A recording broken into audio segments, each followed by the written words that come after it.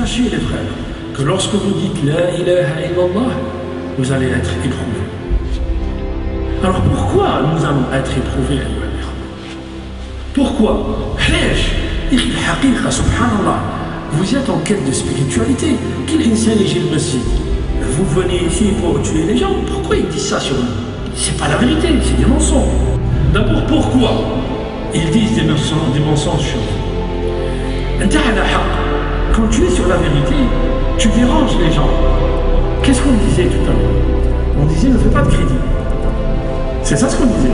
Ne fais pas de crédit. Les gens qui commandent la société, ils veulent que tu fasses un crédit ou pas? Oui. Eh oui, ils veulent que tu fasses un crédit. Ils veulent que tu sois dans leur main. Or, toi, tu n'es pas dans la main du système. Tu es dans la main de qui? D'Allah subhanahu wa ta'ala. Et c'est pour ça qu'ils vont combattre. Le bonheur, il n'est pas dans le crédit du banquier. Le bonheur, il est dans le fait que l'insan était Allah subhanahu wa ta'ala. Il craint Allah subhanahu wa ta'ala, il fait ce qu'Allah subhanahu wa ta'ala fait. Le bonheur, il est là. Vous avez vu la prison dans laquelle ils veulent nous mettre? C'est ça la prison dans laquelle ils veulent nous mettre. Or, le musulman, il sort de ces carcans-là. Tu es serviteur d'Allah subhanahu wa ta'ala. Tu n'es pas un agent de la société de consommation. Alors, je vais vous dire. D'abord, les frères, il faut savoir que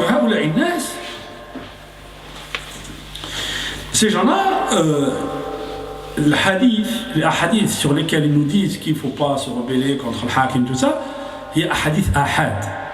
On avait expliqué ce que c'est un hadith ahad. Le matakhud le hadith il a plusieurs degrés. Tous les hadiths ne sont pas tous pareils. A'la daraja في الحديث, le plus haut degré du hadith, c'est quoi le hadith mutawatir? Le hadith mutawatir, ما روته جماعة عن جماعة, c'est ça. ما روته عن جماعة يستحيل تواطؤهم على الكذب. En fait, le hadith mutawatir, c'est un groupe de gens qui ont rapporté sur un autre groupe de gens, qui ont rapporté sur un autre groupe de gens, qui ont rapporté sur un autre groupe, jusqu'à ce qu'on arrive jusqu'au prophète sallallahu alayhi wa sallam. Et ce groupe de gens, c'est impossible qu'ils se soient concertés pour un mensonge. C'est ça le mutawatir. Hadith al-ahad, c'est un qui rapporte de un, qui rapporte de un, qui rapporte de un, qui rapporte de un, jusqu'à ce qu'on arrive au prophète sallallahu alayhi wa sallam. والحديث الآحاد لا يعمل به في العقائد. Ok? Ça c'est la première chose.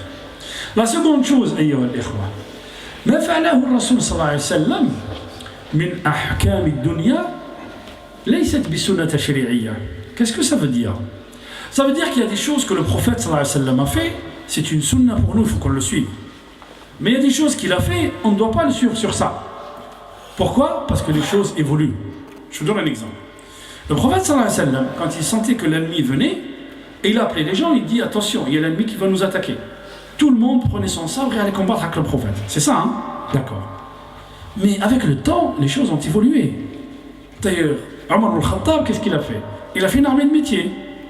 C'était plus les gens qui se levaient comme ça, il prend son sabre, il va combattre. Non. Il a fait une armée de métier. Il a fait une armée de métier avec des gens qualifiés à la tête de l'armée. Et cette armée de métier, il leur donnait non seulement un salaire, mais il entretenait leur famille qui restait à Médine. Il entretenait la famille. Fi'at al-Rasoul, ça n'existait pas. Donc,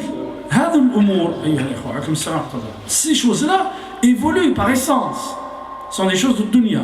Tu ne peux pas dire le prophète sallallahu alayhi wa sallam, il est parti Mecca et le Medina, il a pris Tariq al-Bahr, il a pris le chemin de la mer pour aller, pour semer celui qui le poursuivait. Donc toi aussi tu dois faire pareil parce que c'est sunna, c'est ce qu'a fait le prophète. Non. Le prophète naqtadi bihi fi al-ibadat. Ok, fi sunnah tashri'iyya. Mais ce qui concerne siyasa, c'est ce qui concerne la politique et la gestion de la cité et la gestion. Non. Alors ça c'est le qul antum a'lamu bi umuri dunyakum. Ok les frères? Alors, on regarde. Alors, Ashura, bon.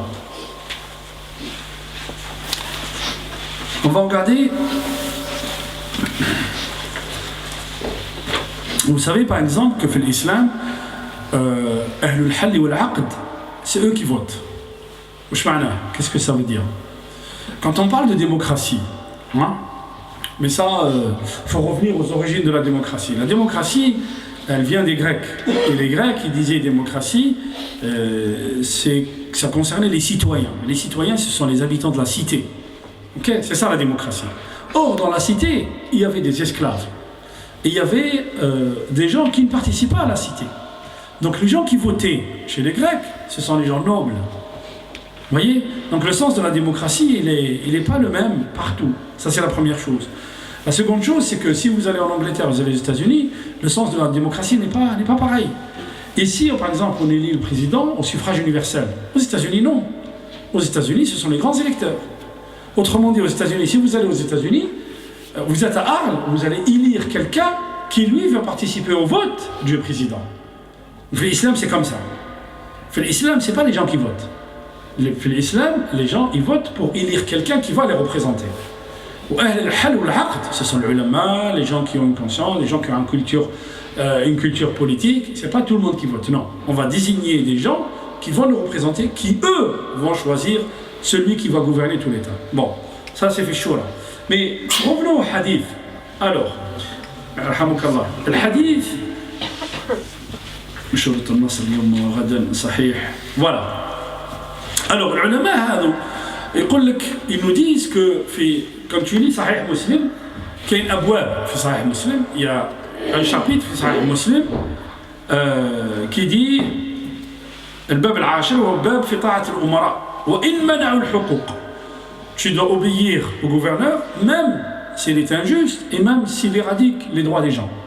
هذا في صحيح مسلم. Le 11e chapitre, Sahih Muslim, باب الأمر بالصبر عند ظلم الولاة واستئثارهم.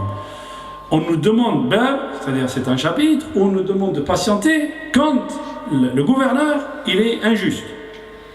Ça c'est véridique. Mais ça c'est ce que nous disent ulama al-sultan. Hein? Mais pourquoi ulama al-sultan ils ne nous disent pas hein, que في الباب الثامن باب وجوب الطاعة الأمراء في غير معصية وتحريمها في المعصية. Si vous allez le bab al-thamin, le 8e chapitre fait Sahih Muslim, qu'est-ce qui a marqué? C'est l'obligation d'obéir au gouverneur في غير معصية s'il ne commet pas de péché. وتحريمها في المعصية.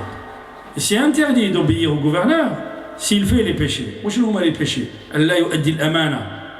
Quand quelqu'un est interdit de faire la prière, quand Ben Ali, comme il était en Tunisie, il interdit aux gens d'aller faire la prière. En Tunisie, à l'époque de Ben Ali, la femme ne peut pas porter le hijab. Quand tu arrives de France avec le hijab, ta femme, c'est quoi, pourquoi, et subhanallah al-azim. Si tu vas à la mosquée faire la prière, surtout si tu vas le matin, on va t'inscrire sur un registre. Et après, ils vont venir te voir, te questionner. Il faut le respecter, ce gars-là. Subhanallah.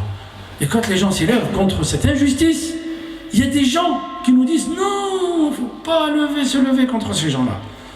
Et en fait, ils utilisent des hadiths en les coupant de leur sens. Regardez.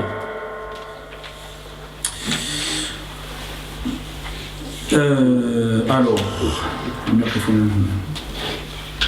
voilà, hadith Abu Huraira.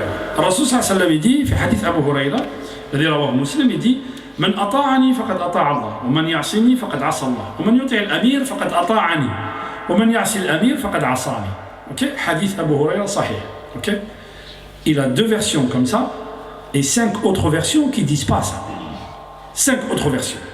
Donc les 2 versions comme ça, on va nous les rapporter. On va nous dire, regardez, hadith de Abu Huraira, il est là. Or, Abu Huraira, il a dit autre chose. الرسول صلى الله عليه وسلم في حديث أبو هريرة من 5 طرق, c'est-à-dire 5 compagnons différents. يطلب الرسول, يقول الرسول صلى الله عليه وسلم في هذه الرواية من أطاعني فقد أطاع الله ومن عصاني فقد عصى الله ومن أطاع أميري فقد أطاعني ومن عصى أميري فقد عصاني. Celui qui obéit, hein, ومن أطاعني فقد أطاع الله, celui qui obéit au prophète, il a obéi Allah subhanahu wa ta'ala. Et celui qui désobéit au prophète, il a désobéi à Allah subhanahu wa ta'ala. Et c'est lui qui obéit à celui que j'ai mis à la tête du groupe, Amiri, faqad ata'a Allah. Eux, ils s'arrêtent sur la première version où ils disent Man ata'a al-amir faqad ata'a Allah. Donc vous voyez la nuance, ayyuhal ikhwa, vous voyez la nuance. Donc ils viennent te voir, ils te disent regarde, il y a un hadith. Mais ils oublient de te dire qu'il y a 5 hadiths de l'autre côté qui disent le contraire de ce qu'il est en train de dire. Et toutes les subtilités sont là. À chaque fois, on va vous ramener des hadiths et que vous ne maîtrisez pas tout le sens du hadith. Et vous ne maîtrisez pas tous les autres hadiths.